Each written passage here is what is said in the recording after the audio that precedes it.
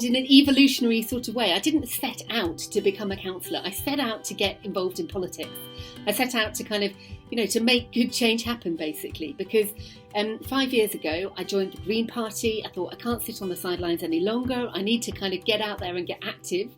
And it was a few months before the 2015 election. And so my local party were looking for candidates. I said, yeah, okay, and I actually got quite into it. And I started knocking on doors and talking to people and put out a leaflet. And, even though we weren't targeting my seat.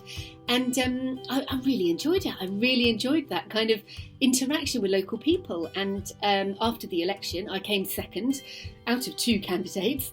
But I got the bit between my teeth and I started organising kind of regular campaign activities in my local town and so forth. And then it meant that when a by-election came up less than 2 years later, I was able to say, well, I came second in this seat last time. I can come first this time. I got really involved. I got really engaged, and becoming a councillor just seemed like, obviously, the next thing to do, right? We're activists because we want to make change happen, and we make change happen by getting people elected. And so it kind of happened in quite a nice natural progression, and I don't regret it one bit. It's brilliant.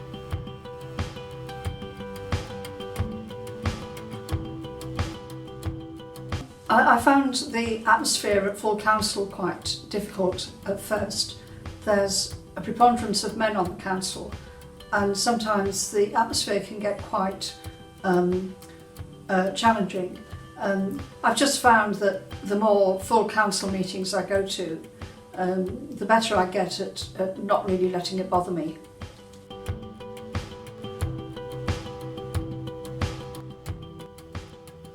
My friends are great. They listen to me letting off steam, which we all need to do sometimes. It can be very frustrated. Sometimes I feel overwhelmed. The workload is very high, and even if we're not talking about council work, it's just really helpful to talk things through with friends. My children are adults now, and they're all extremely into politics. So they help me by talking through the issues, helping me with how I present myself, helping me with campaigning, leafleting, messaging. So I'm really grateful to them, and it makes it more fun. I certainly, to be honest, find it difficult being a councillor if my children are young, if I had caring responsibilities, or if I worked in other work full time. I'm self-employed, but not full time. One of the ways I use to help manage the workload is that I only deal with emails when I'm at home, not on my phone when I'm moving around. And my bedroom is a completely electronic device-free zone. It's a screen-free zone.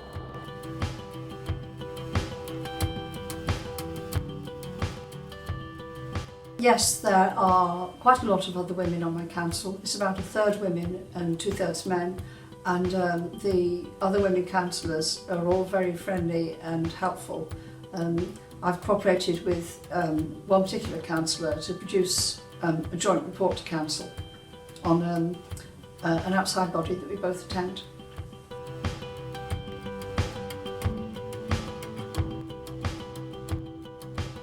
I'm really interested in politics, and I really enjoy learning how local democracy works. I find that fascinating.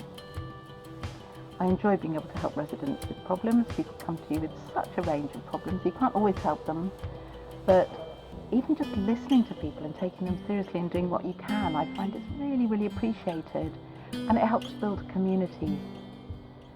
I enjoy being part of the change of political culture in Herefordshire. I'm really, really proud to have been part of this campaign, which lasted about 2 years before the elections last May, that took back control of the council from the Conservatives.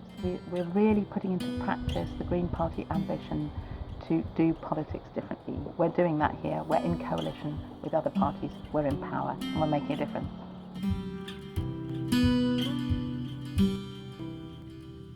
On the kind of bigger scale, I suppose, in terms of our policy decisions. So, for example, when our coalition administration took power last year, one of the first things that we did was to pause and review a Conservative-led project that was going to build a massive bypass at a cost of about getting on for £200 million across the River Wye to the west of the city of Hereford.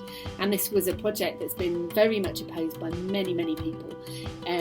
Terrible value for money and so forth, and very, very environmentally destructive, and completely the wrong direction for transport policy in the context of the climate emergency. And so I am really proud that we stopped that happening, that we paused and reviewed that. We're just about to publish a very, very in-depth report on all of the transport and travel options. And of course, the thing that emerges out of that is what we should be doing is all of the active travel measures, and they're so much cheaper and so much more advantageous. And so I'm really proud of that. But it's not a personal achievement. I was a kind of, one small cog as part of that. But I guess then there are some things that I can say are a bit more directly to do with me. So, for example, shortly after I took up this portfolio a few months ago, a proposal came to us to build a school building, and unfortunately, this was a kind of a new building on the site of an existing school to kind of expand capacity. And unfortunately and bizarrely, no consideration had been given to the environmental dimensions of this building, and I was gobsmacked, frankly, because at the same time we were just about to publish our latest carbon management plan. And so, that's a clear example of where, if I had not been in the room, we would not have said, no, you've got to go back to the drawing board. We've got to specify that this has got to be to high environmental standards.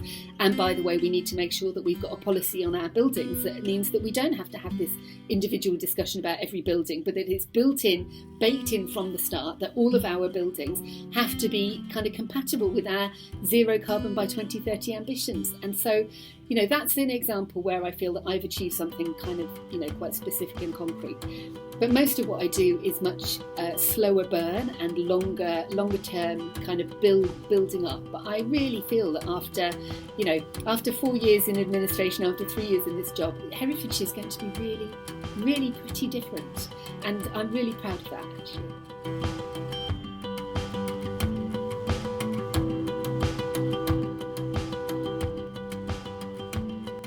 Say we need you, we need more women.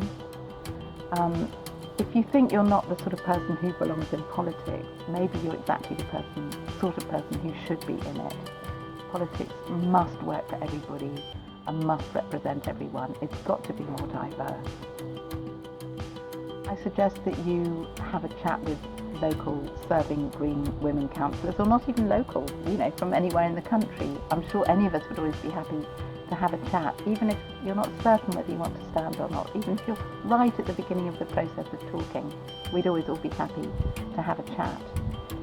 And finally, even just the process of standing as a candidate in an election is a hugely interesting and process that really makes you grow. You learn so many skills, you gain in confidence, you gain in political insight, and it's something that will really set you up to go more deeply into things in life. So join us. Thanks very much.